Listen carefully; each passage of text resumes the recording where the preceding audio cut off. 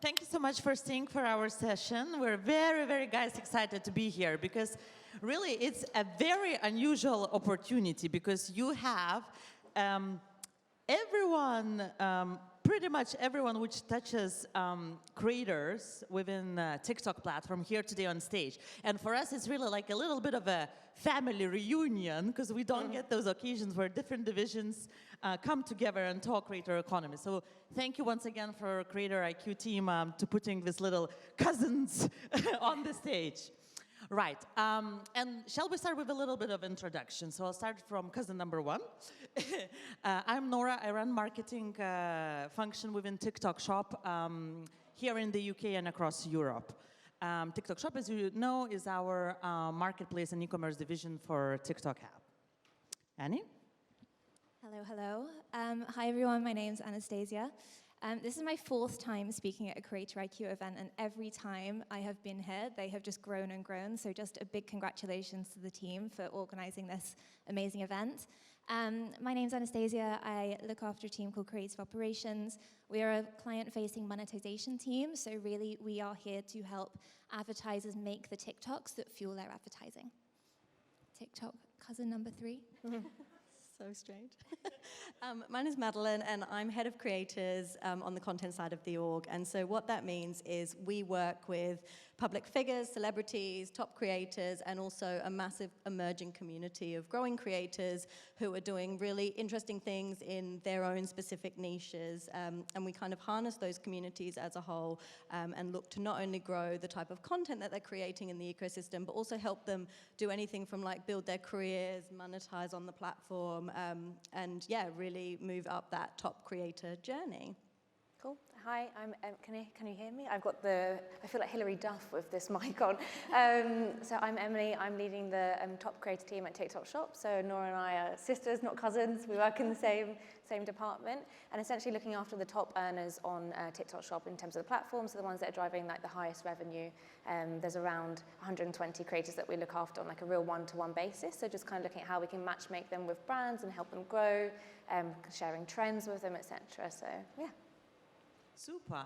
So today, guys, we really wanted to come here together, and when we were preparing for this panel, we say, how can we make this exciting and actually actionable for all the audience and all the guests? Because as you know, TikTok as a platform is constantly evolving, and constantly evolving probably around 3 C's, or creators, content, communities, and commerce as well. So we came together and we had a look at what trends do we see evolving within our platform in the last 12 months, and how do those trends shape across our different departments, different divisions, and the work that we are doing with our clients, be it brands or be it creators or be it both. So number one, which we wanted to kind of deep dive a little bit more inside, is really looking at the content vertical and seeing the new types of content beyond just collaborations and beyond just branded content. We see this as a big, big trend happening at the moment, and trend through the work we do with creators and sellers. So Annie, let's start maybe with you. From the monetization part and the vertical you are looking after, tell us a little bit, how do you see this evolving? Maybe you have some amazing case studies and examples that you could share with all of us. Maybe I do. What a leading question. Almost like she knows what I might say. So my team helps advertisers in a couple of different ways. Firstly, we have an amazing sort of suite of products that allows advertisers to find and identify the right types of creators to work with. Some of those, some of you might have heard of. So we have our Creative Exchange, we have Creative Challenge, etc., etc. We also have an amazing ecosystem of partners who we've built up from across the region.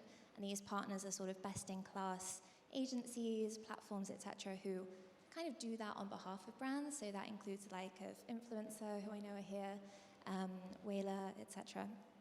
And one trend that I've really sort of loved to see over the past 1 to 2 years, and it's really vindicating as somebody who's worked in this industry for like 12 years now, is the emergence of UGC really as a mainstream piece of the creator economy. I think UGC, you know, we've been talking for the longest time about how about you use creators for production only. And a lot of brands for a while were like, no, like we want to use them for their reach in their community. And that's amazing. Like obviously the reach in the community is great.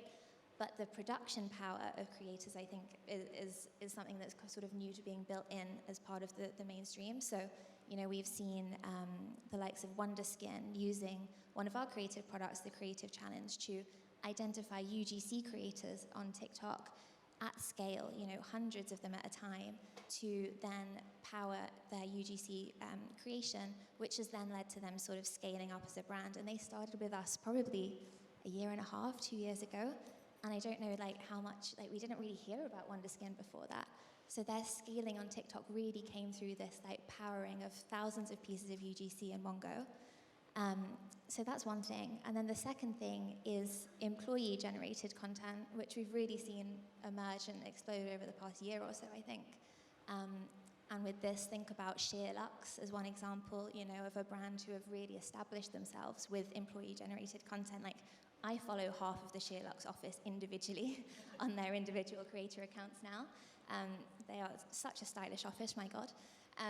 And so they have really built themselves up. But then completely on the flip side of that, we have the likes of Currys, who have really established themselves as a very sort of savvy social brand, and completely opposite to a Sheerluxe, their employees are all wearing the same uniform, but still their content is really engaging, it's funny, it makes you sort of think of Currys first and foremost. So I'd say UGC and UGC are my top two favorite things that have come out in the past few years. And like I said, we've been talking about this to brands for quite a while now, for I'd say a couple of years, but only really recently has it started to become a real mainstream thing that people are baking into their creative strategies from the beginning.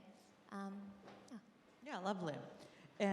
Maddie, would you like to add from your perspective, and probably entertainment and the whole essence of who we are, isn't it? Yeah, I think when we talk about trends, when we look at trends on our side of the business, I think it's really a moment for us to look at what communities are emerging thick, hard, and fast, and what conversations are our creators driving on and off platform.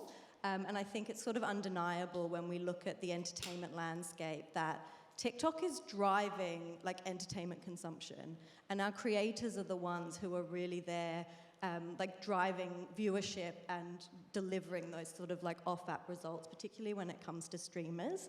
So an example of a brand that we've seen really harness this in the last kind of 6 months, actually in the last month, is Netflix. So you probably have seen the Black Mirror campaign. That was a global campaign, but they really harnessed it here in the UK as well, where they basically created a fake tech company who ran loads of in-feed ads promoting a new product called the Nubbin. If you've seen the show, you know what it is. It's the little thingy that goes on the side of your head. And then they rolled out a massive creator collaboration campaign where they did a combination of they gifted these nubbins to creators and encouraged review content, encouraged unboxings, all the kinds of content that you would normally see organically in the app. And I think what the real power that Netflix harnessed off the back of this wasn't the paid campaign. It was the halo effect of everybody else in the community going, this is so Black Mirror.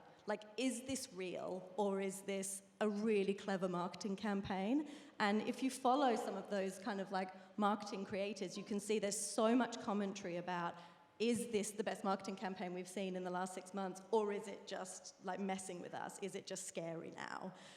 And I absolutely am obsessed, and I love when brands just are chronically online, and they not only get their own brand values, but they get the values that their users and their consumers take from their brand.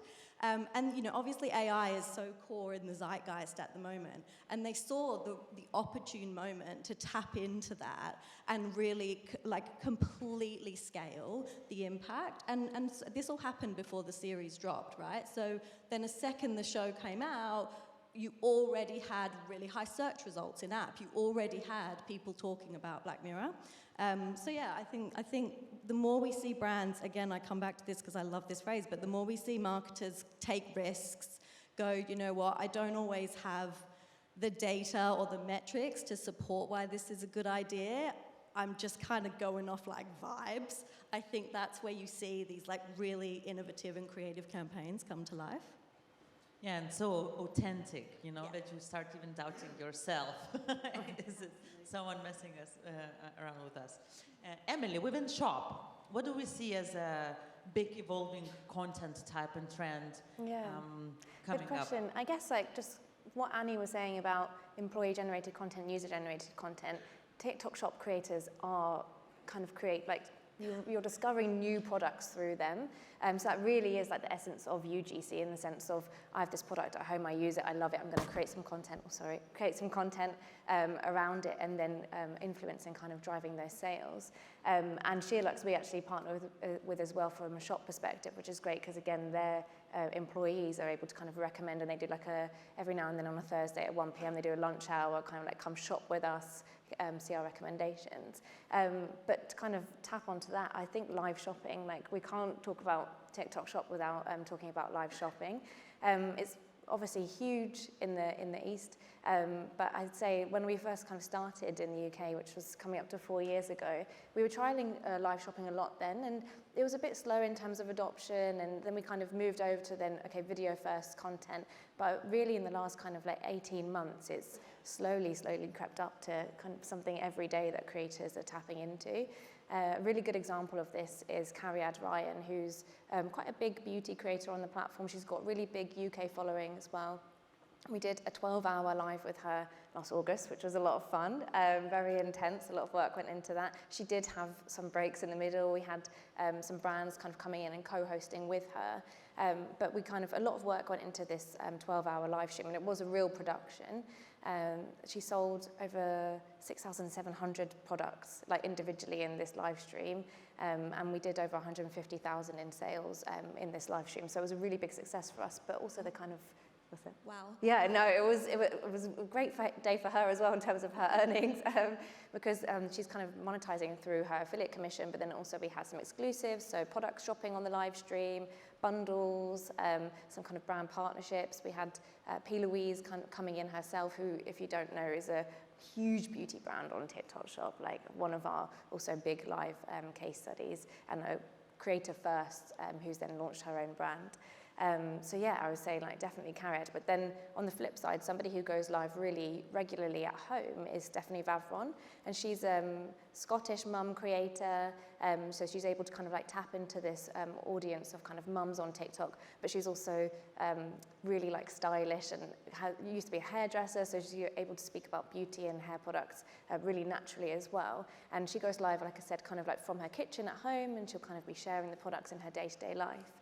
But then also, she's kind of quite strategic, so at the end of each month we have a platform campaign, and she'll go live then as well and kind of benefit from all of like our campaign exposure, but then she'll kind of come to one of our studios and we'll work with her again. And I think definitely those kind of exclusives are kind of then what bringing people into her life, but she just has such a loyal audience as well. And I just think this is going to expand more and more because it's such a great way for users to discover new products. It's a bit like Nora recommending a product to me. I trust Nora, so then next time I see what she's wearing or talking about, I'm like, oh, where'd you get that from? And it's the same thing with the creator, so it's a really great way of, as a user, connecting directly. You kind of feel a bit like you're on FaceTime with your favorite creator and getting all these recommendations. And if you're a sucker like me, you just end up buying loads, so.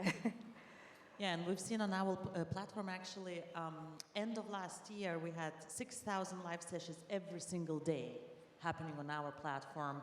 And that's 63% in terms of more revenue than the beginning of the year, and 93% more of sessions than beginning of the year. So it's really the trend which is picking up, and we think that this is one of the biggest sort of change in consumer behavior we will see in the 2025 to come 2026 as well. And the good part about, which Emily just mentioned, we see brands are exploring it a lot through different ways. So one way is when the brand and the employees go live from their offices, from their studios, and do those smaller sessions. Obviously, brands and sellers who are more experienced might opt in to do the big live showcases of 8, 10, 12 hours. But then the brands who don't know and not experienced can partner with our top star creators and get involved this way when they just do a certain bundle with him or her and so on. So there's different ways. We also see the brands experimenting and evolving and learning about this new consumer behavior and trend, if you will. Lovely. Now, second thing which I think, speak a lot about within our organization internally, across different departments, but as well externally more and more, is one funnel commerce, and how TikTok Shop really fueling it and helping for brands to find one funnel commerce within our ecosystem. And here comes obviously monetization, here comes all the performance metrics, which was touched upon in the previous panel a little bit as well. So, Annie, we'll start with you again, because obviously monetization is your baby. So talk to us about what are the recent talks, and where do you see the opportunities for probably many brands, and if there are any great examples again. Definitely, I'd love to. So, again, kind of a vindicating moment, because I feel like we're at this point of maturity now in the creator economy. And again, for the longest time, we've been talking about split up your creators into different buckets, different buckets of the funnel, different creators who you know will really help you with that awareness piece at the top, who have these huge communities and huge reach, these sort of mid-funnel creators who have these really engaged communities who will push them down, and then these like shop-type creators who you just know can immediately sell out a product and approach it differently, rather than just thinking about creators as like one pool or one blob of a thing. It's actually, no, there's a lot of nuance within this. I've got two really exciting examples to tell you about. The first one is ASOS, who's a client of ours, and we partnered them with one of our favorite partners, which is Influencer. Shout out to them. And we partnered with them on a full funnel project where they had creators in each of the different funnels, but they actually worked with the same creators across multiple different parts. So they had the same creators across awareness and consideration to really build that sort of association. So they would see that creator and they'd think, oh, we know this creator loves ASOS, I'm going to remember that. And when they pop up again on their For You feed, and it's an ad, they're like, okay, yeah, I'm used to seeing this. This feels real and not forced. And then what they did, as opposed to finding new creators for the bottom of the funnel, they remixed those consideration assets into conversion assets. So they had, they might have a question, and the creator's responding to the question, where would you wear this? Like, I've got an engagement party coming up. What should I wear? And they're talking about what they would wear, and then they can remix that asset into something which then leads directly to a conversion. So I think that's a really smart way of doing it and making your budget go a little bit further. And again, not having to find a ton more creators for every step of the funnel. So that's the first one. And then the second one is an example of the brand Vestiaire Collective. They are using one of our different products called Content Suite, which was recently launched on TikTok One, which is our all-in-one sort of creative product. Recommend checking it out if you haven't already. Content Suite allows you to find the organic content that users are already talking about on the platform, and they've already filtered out most of the trash. And when I say trash, I mean maybe it's a brand, maybe it's someone who's mentioning you alongside a competitor or whatever. You don't want to talk about that, so we filtered that out already. It will show you the assets that are ready to go as advertising, and then it will allow you to automatically through the platform send an invite to spark that asset through the platform. So it's a really smart way of doing it. And Vestiaire Collective have just done that really successfully on an app install campaign. And interestingly, when we A/B tested Content Suite assets versus the assets that they were producing specifically for this project, we saw a 20% lower CPI with the Content Suite assets, which is pretty good. So Content Suite and our partner ecosystem, the two things I want to touch on. Nice. Madeline, how, trust in creators is really important, as well as creative flair when we are talking about one funnel commerce and monetization, etc. How do we make sure we maintain both? Yeah. Trust and creative flair. Absolutely. Look, I think actually Emily and Annie have both touched on it, so I kind of want to build off what they've said. I think if you're embarking on a creator campaign and you don't have trust, there's almost no point doing it. And I think we often say to brands, the number one thing you can do to tank a video is include keywords from your brand in your first 10 seconds of your video. It's gonna sync. And so I think when you're thinking about creators, the example that Annie gave around, using your creators all the way through your funnel, and so you are building that trust in a mutual kind of sense, is your most powerful tool. I think you do need to have trust in your creator, and you do need to select creators that you trust enough to give full creative control to, even if, your CMO or your CEO might see a piece of content and go, oh, I'm not really sure about that. Again, it kind of comes back to my previous example. It's like trusting that what they're creating is really relevant to their community and really relevant on the platform and in the ecosystem. And I think we've seen a lot of examples where, people would be perhaps harnessing the back of a trend, or maybe they're like referring to, if you take our book talk community, perhaps there is a creator who's marketing a beauty product, but they're using references from like Fourth Wing or Akatar or something, and explaining that to your CMO could be quite challenging, because they could be like, it's completely irrelevant. But then, because you've really had that trust and that faith that the creator knows exactly what they're doing, you are going to see that conversion off the back of it. Yeah, very nice example with the book talk, which is very close to everyone's heart. I think it's a community where everyone absolutely loves. All the cousins loving book talk. Lovely. Emily, Annie touched upon a little bit buckets of creators in one funnel. Does the same approach work for shop, you think?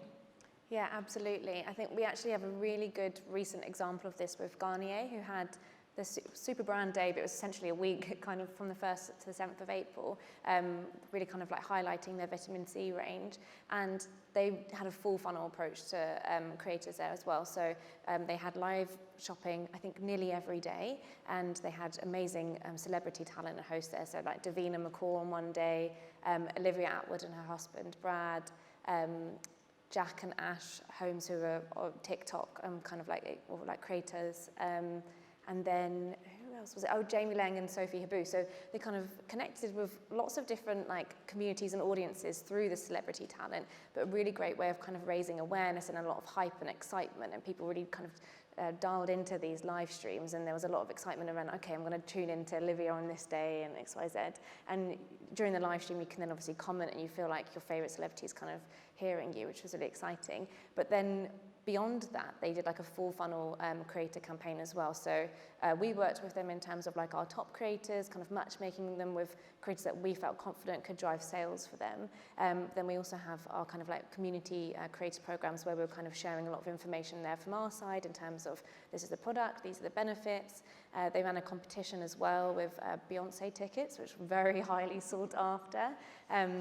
And that was great for kind of like long tail creators too, in the sense of maybe these creators are quite new on the platform and they're just starting their TikTok shop journey, and then they got a chance to go see Beyonce with this kind of like VIP experience. So they really kind of like considered the entire creator funnel there, and drove outstanding results in terms of revenue firstly, but then also impressions, awareness. It kind of really was this really big impactful moment in the app, and I think a really great case study to kind of follow in terms of if we have a new brand that's launching TikTok shop, or if you've got a new product that's launching, or there's kind of a seasonal moment, just really thinking about kind of how you can capture that full funnel so that you've got that like impact and awareness, and then driving that through to conversion as well with the long tail creators. Yeah, it's a very good example, and I think it's actually the first brand on our platform which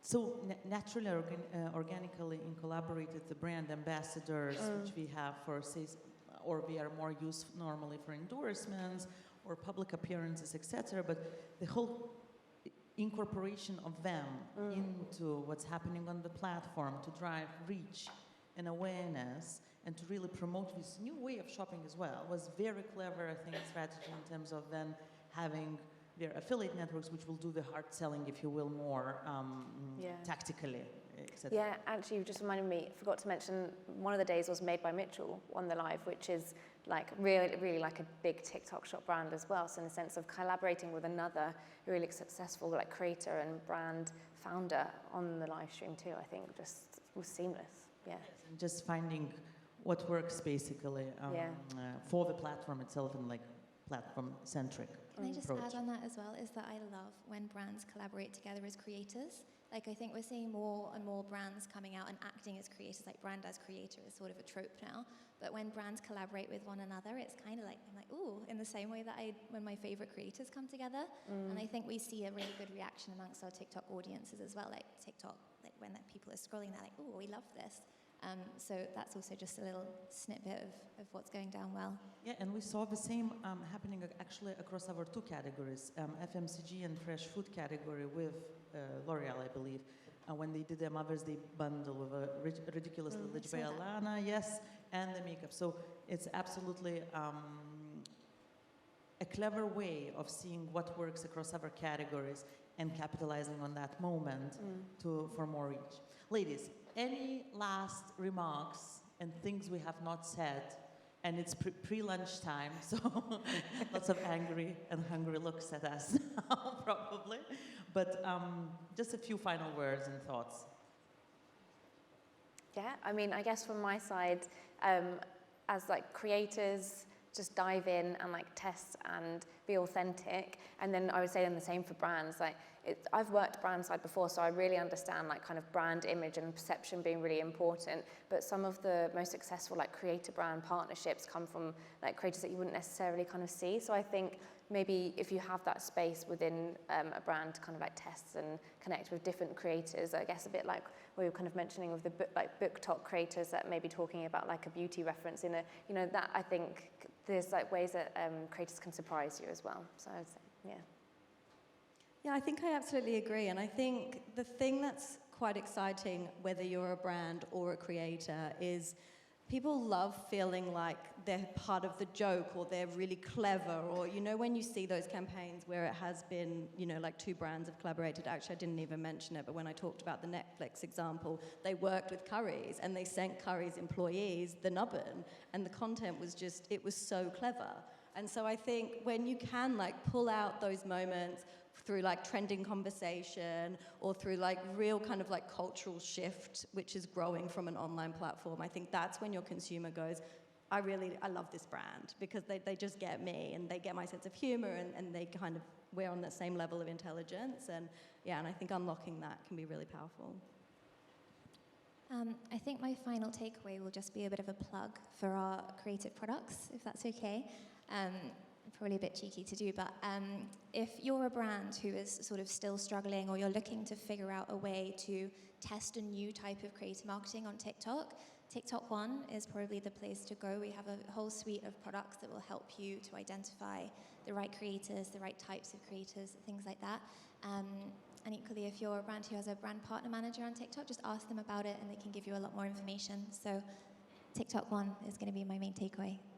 Super. And my little plugin is employee-generated content, because I think especially in TikTok Shop, letting the consumers inside your brand, product development, your office or back office, if you will, is a really powerful way to remove the barrier and get this experience more personalized. So I do encourage you to do that. And thank you so much. I hope everyone enjoyed our little panel. Come talk to us, and happy lunchtime.